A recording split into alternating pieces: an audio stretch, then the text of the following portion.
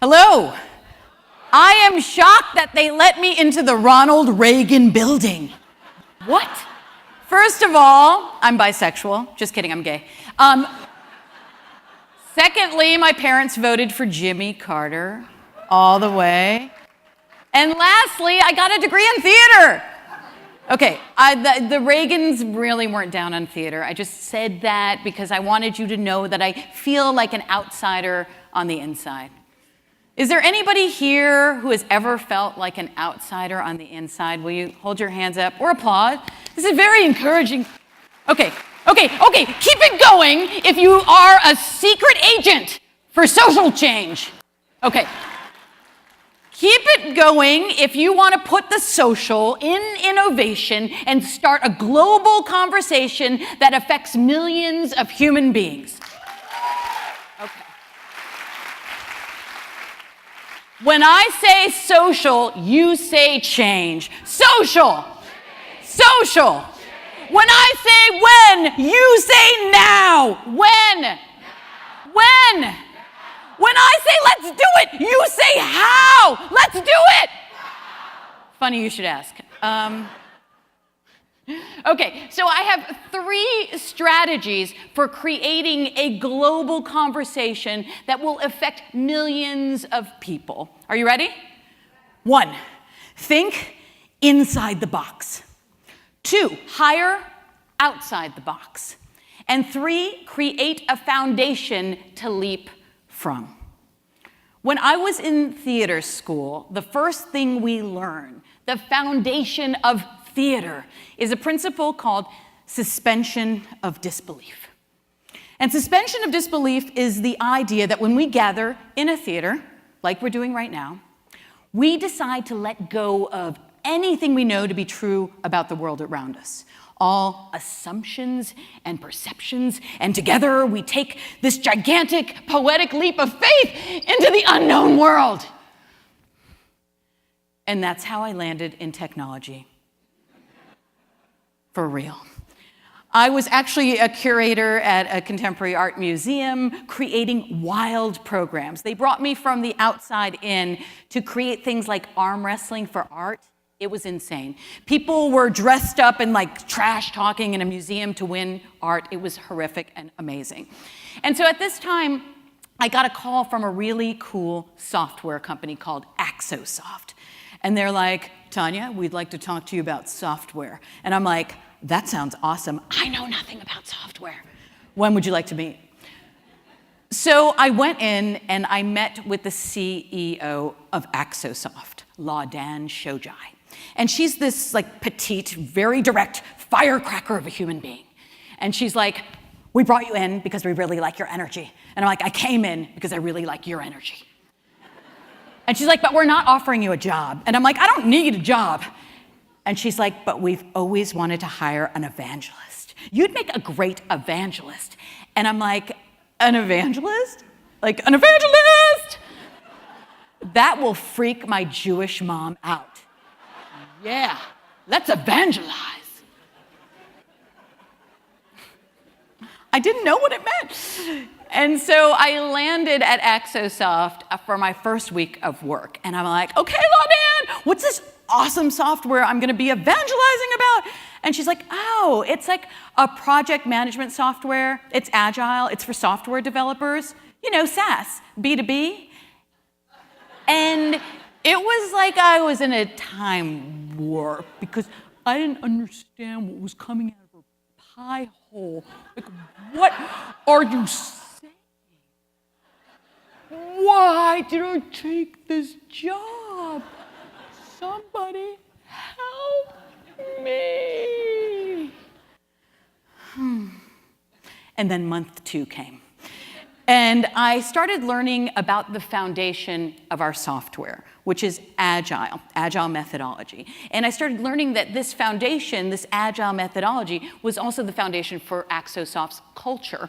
And it was collaborative and iterative. People worked together and saw each other and made changes in real time. They were playing with notions of time and space. And that's what we do in theater. I totally got it. So I'm getting my agile stride on. What? I'm so awesome. And then my boss comes to my colleague, Sarah Breeding, and me, and she's like, we're going to sponsor a big Women in Technology event. I want to come up with a big idea, so get to it. There's nothing to get your creative juices flowing like a pushy boss, right? Oh my gosh. So like Sarah and I start brainstorming, and we're like, nothing. We came up with nothing at all, for real. And so I went for a walk, and walking is part of my creative practice. And if you are ever stuck, go for a walk. It will help you. So I'm walking, and I'm starting to think about women in technology and women in theater and women in any space, and how oftentimes we're not seen, heard, or celebrated for the superheroes we are. And what if you could take theater principles and apply them to the tech world? I mean, what if we could take suspension of disbelief and jump into a world where women got paid as much as their male counterparts? And what if we can... And what if we could leap into a space where women made up 50% of C-level positions? And what if we could land in a classroom where a 12-year-old girl takes a coding class because she sees herself in the female teacher, because she sees herself in the girl sitting next to her, because she just sees herself. And I saw a symbol in my mind's eye on that walk. And I knew that this symbol was easily recognizable across cultures and genders. And so I came back and I brought the symbol to Sarah. And I'm like, Sarah, here's what I've got. And she's like, great. And I'm like, no, but I think there's something there. I think she's wearing a cape. And so I ran and I printed out the symbol and I took a pen. And with a few strokes, she revealed herself to us. She had been there this whole time. It's just that we were looking at her the wrong way. We were looking at her back, when in front, she was a superhero.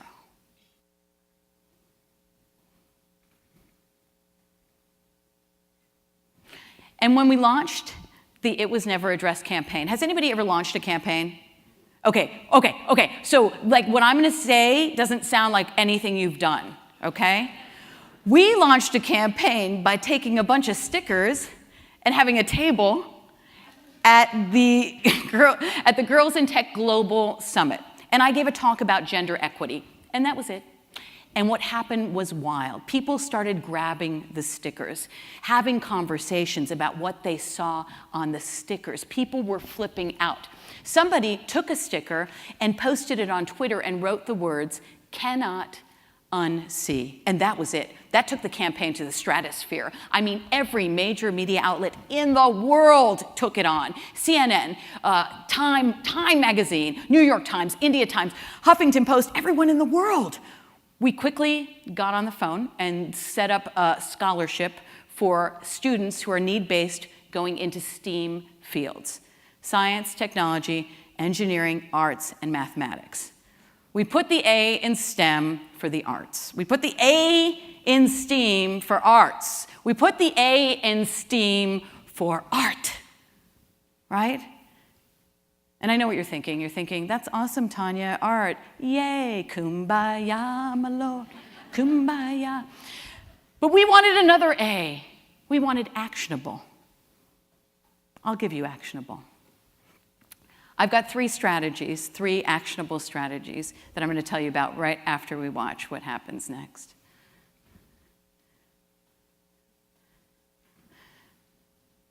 Okay, so here are the three things that you can do when you leave here today. Are you ready?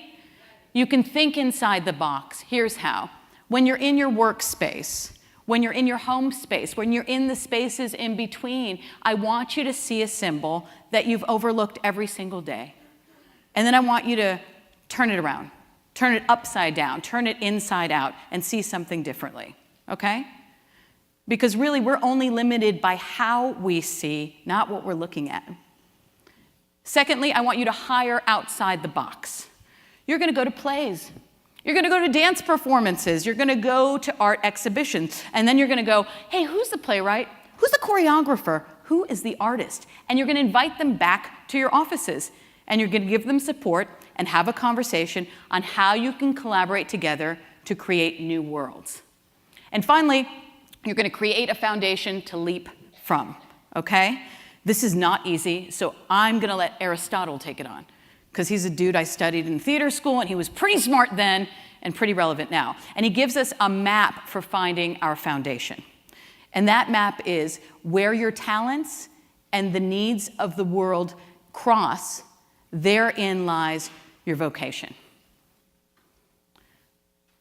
So when I say social, you say change. Social. Social. Social. When I say when, you say now. When? When? When I say thank you, you say you're welcome. Thank you. Thank you. That's my time. Thanks.